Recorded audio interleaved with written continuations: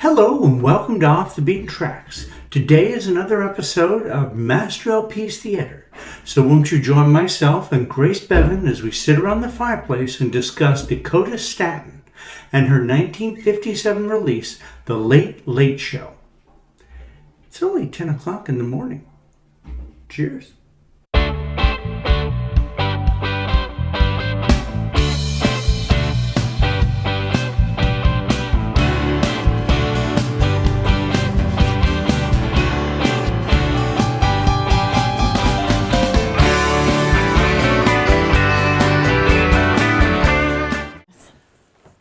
What did you think of this album? You know, I liked it, but I found that she kind of reminded me of something that modern indie artists do, specifically female vocalists, when they add a lot of vocal ornaments that they don't necessarily need to their voice to make it more sort of the time and interesting. And to me, it felt a little bit like she was layering on when she didn't need to. She has a really nice voice. She does, and I noticed the very same thing.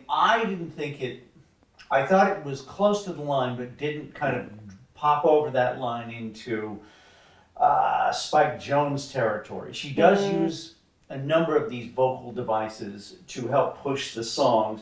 Yeah, I guess at times it can be a little bit too in your face, perhaps, because she has a great voice and obviously a very versatile voice because she does use all these little vocal instrumentations. I also like there's a lot of because Jonah Jones and those guys.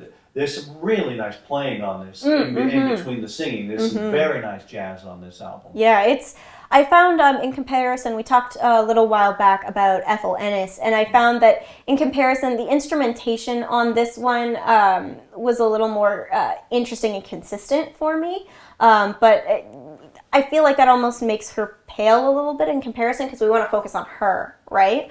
But it was definitely very classical, very jazzy, made me think of like a late, late show and a New York night kind of thing. Like it definitely achieved the goal of the theme. Yes, it's a very supper clubby kind of performance-y thing. She actually, I think, married I'm going to write my notes here. She married a Tunisian, I believe, trumpet player, and changed her name to Alaya Arabia. Ooh, that's a lot of look. Very exotic name. But yeah, I thought she had a super versatile voice, and yeah, maybe there were too many tricks. I don't know. It did come close sometimes. I think it's a very just like personal taste thing. Like it's not anything against her. It just wasn't quite for me. I really like the album. So on a scale of 10 being best, 0 being Rob Schneider, where would you put this album? I'd say like a 6.5 to 7. It's not quite my jazz taste personally, but it doesn't make it a bad album. Yeah, I think I gave it more of an 8. Probably not, we talked about Ethel Ennis before, which I would have probably given an 8.5. This is probably just slightly under that, but again, with some of the playing, it raises it back up again, because I think there's a whole bunch of interesting things going on this. Let's go with the cover. I really like this cover. I think it was a bold choice to choose something that was in movement and not quite in focus. I really love the colors in person. I think it's definitely the correct mood and like that luxurious feel that they're going for at that late, late show. You can almost see this pose as she's standing on stage singing to an audience. Oh, definitely. The only thing I'm not in love with is the typography and like sort of the placement. I think they could have gotten a little more creative with that. So I think overall I'd give it like a 7.5 to an 8. I was going to give it probably a 6.5 to a 7. So we're close. Yeah, I liked it.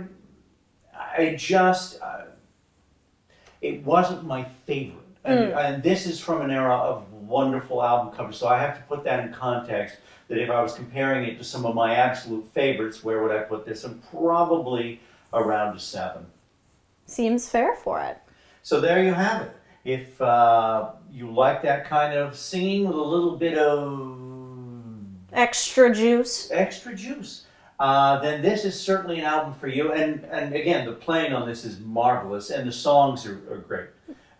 So join us next time for Master LP's Theater. This is me, and this is her.